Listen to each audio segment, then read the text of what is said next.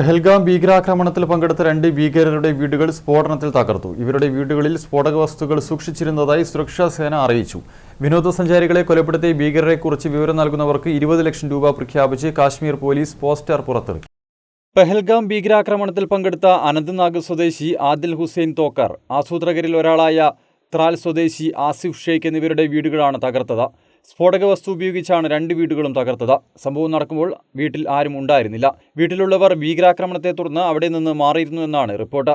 ഇവരുടെ വീടുകളിൽ സ്ഫോടക വസ്തുക്കൾ സൂക്ഷിച്ചിരുന്നതായി സുരക്ഷാ സേന അറിയിച്ചു.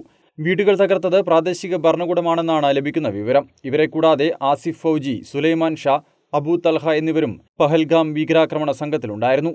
ആദിൽ ഹുസൈൻ തോക്കർ മുൻപ് അധ്യാപകനായിരുന്നുവെന്ന് ജമ്മു കാശ്മീർ പോലീസ് അറിയിച്ചു. ബിജ്ബെഹാറ ഗുരി സ്വദേശിയായ ആദിൽ PG വരെ പഠിച്ച ശേഷം അധ്യാപകനായി ജോലി ചെയ്തിരുന്നു. കർഷക കുടുംബത്തിൽ നിന്നുള്ള ആദിലിന് 2 സഹോദരന്മാരുണ്ട്. കോളേജ് പഠനകാലത്താണ് വിഘടനവാദികൾക്കൊപ്പം ആദിൽ പ്രവർത്തനം ആരംഭിച്ചത്. അക്കാലത്തൊന്നും ആദിലിനെ ആരും സംശയിച്ചിരുന്നില്ല. 2018-ൽ ഇയാളെ കാണാതായി. ഈ സമയത്ത് പാകിസ്ഥാനിലേക്ക് പോയിരുന്നുവെന്നാണ് വിവരം. പരിശീലനം നേടിയ ശേഷം കഴിഞ്ഞ വർഷമാണ് കാശ്മീരിൽ മറ്റ് ഭീകരർക്കൊപ്പം എത്തിയതെന്നും രജൌരി, പൂഞ്ച് തുടങ്ങിയ സ്ഥലങ്ങളിലായി ഒളിച്ചു താമസിക്കുകയായിരുന്നുവെന്നുമാണ് വിവരം. ആസിഫ് ഫൗജി എന്ന മൂസ മുൻപ് കുൽഗാം, രജൌരി, പൂഞ്ച് പ്രദേശങ്ങളിലുണ്ടായ 4-ലേറെ ഭീകരാക്രമണങ്ങളിൽ പങ്കെടുത്തിരുന്നുവെന്നും അന്വേഷണ ഏജൻസികൾ അറിയിച്ചു.